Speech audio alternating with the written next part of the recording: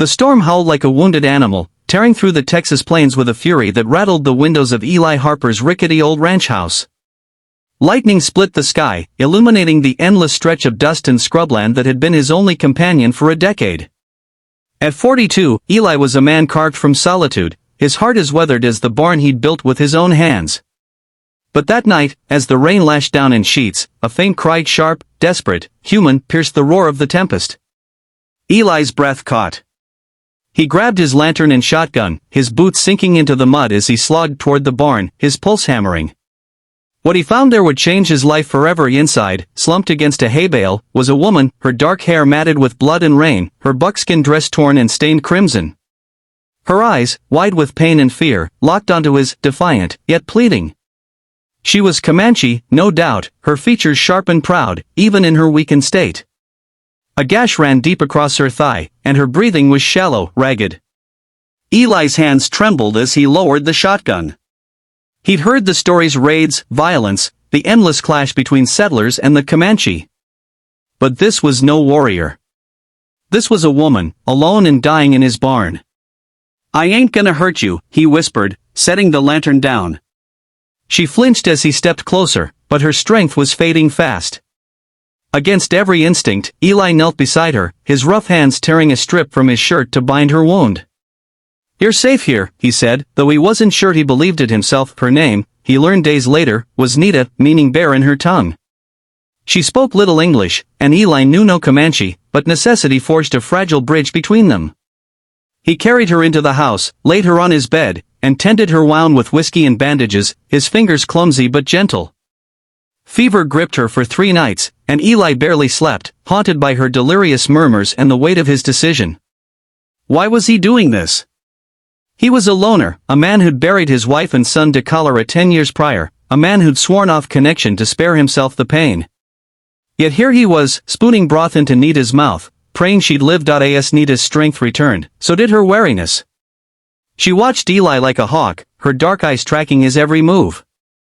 He caught her testing the door one night, her legs still too weak to carry her far. "You're free to go," he told her, his voice gruff, "but you won't make it a mile like that." She glared, but stayed. Days turned to weeks, and a tentative rhythm emerged. Eli taught her words: table, fire, horse, while she pointed to the sky, the earth, and whispered her own terms: Tasawo, Qui, Pita.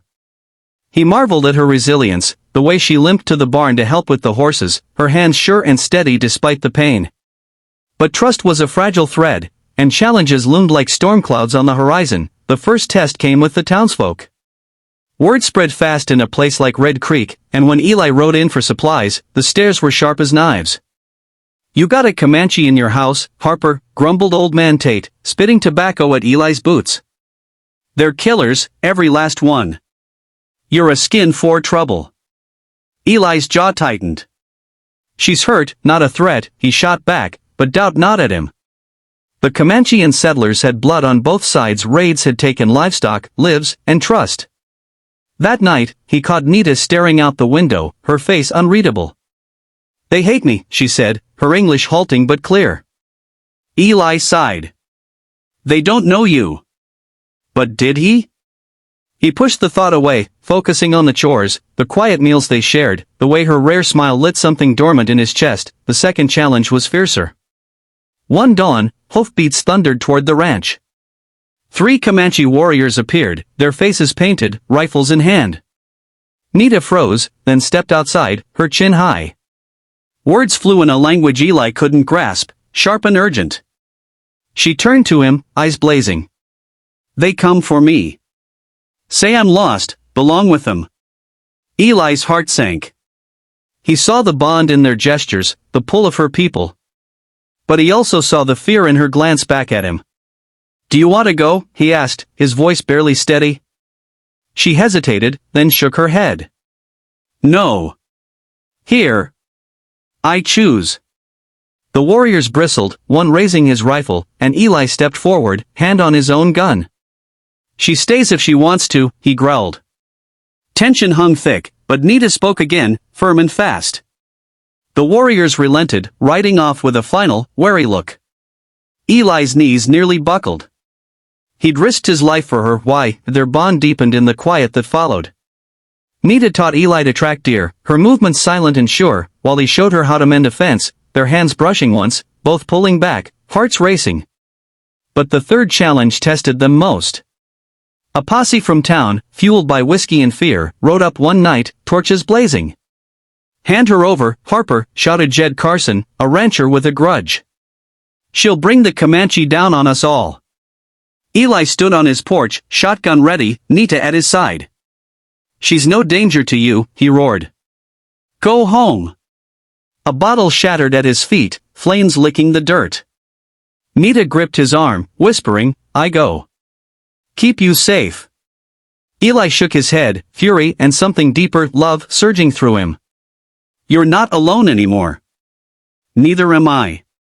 He fired a warning shot, and the posse scattered, cowed but not convinced. Weeks passed, and whispers of peace grew.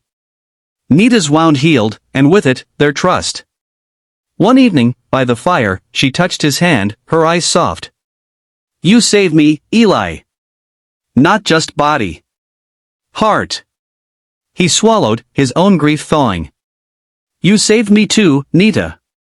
I was empty."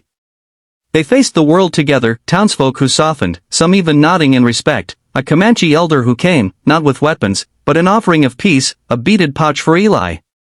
The ranch, once a lonely shell, bloomed with life, her laughter, his hope. Years later, Eli and Nita stood on that same porch, gray in their hair, hands clasped, watching their adopted daughter, a child of no blood but all heart, chase a colt across the field.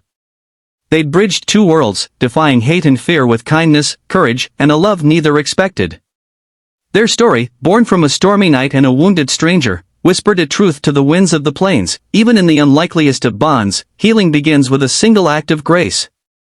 And that, they knew, could change everything.